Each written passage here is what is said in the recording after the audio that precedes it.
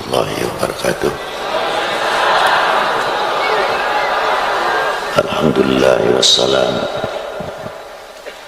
Alhamdulillah wassalatu wassalamu ala Sayyidina wa maulana Muhammadin Sayyidil Arabi wal Ajam wa ala alihi wa sahbihi madamatil lawhi wal qalam amma ba'du.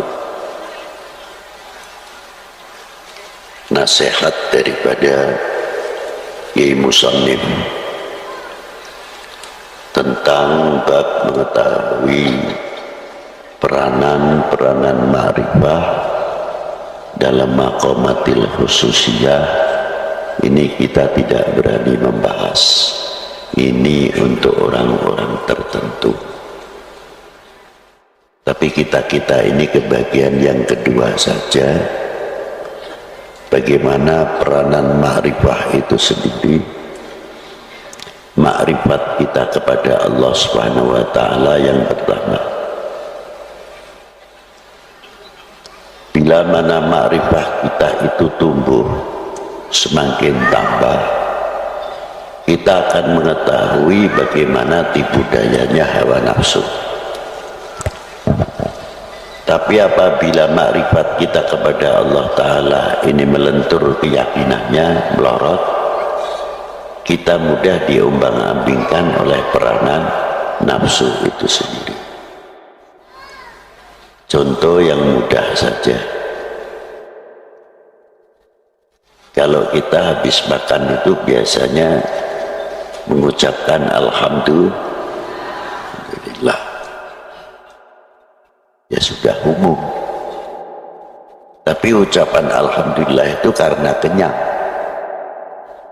Yang kedua kali lego, wis mangan, sudah makan. Tapi alhamdulillah kita ini yang awam menemukan yang menciptakan kenyang atau tidak, nembus atau tidak. Belum tentu. Makannya saja sudah kalah dengan nafsunya karena dituntut lapar.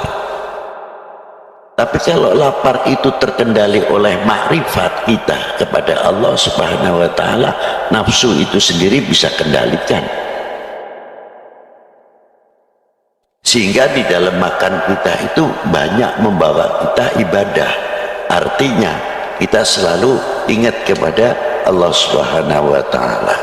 Kalau kita tahu menghargai dan makrifat kita itu tambah, ternyata tanah ini kandungannya demikian, tanah ini kandungannya demikian, mana yang harus bisa kita tanami padi dan mana yang tidak, mana yang harus tanaman tanah ini banyak buah-buahan, kalau cocok buat buah-buahan luar biasa, seterusnya sampai berkembang makrifat kita kepada Allah Ta'ala dengan melihat ciptaannya. Semakin keyakinan kita semakin tambah kepada Allah Subhanahu wa ta'ala.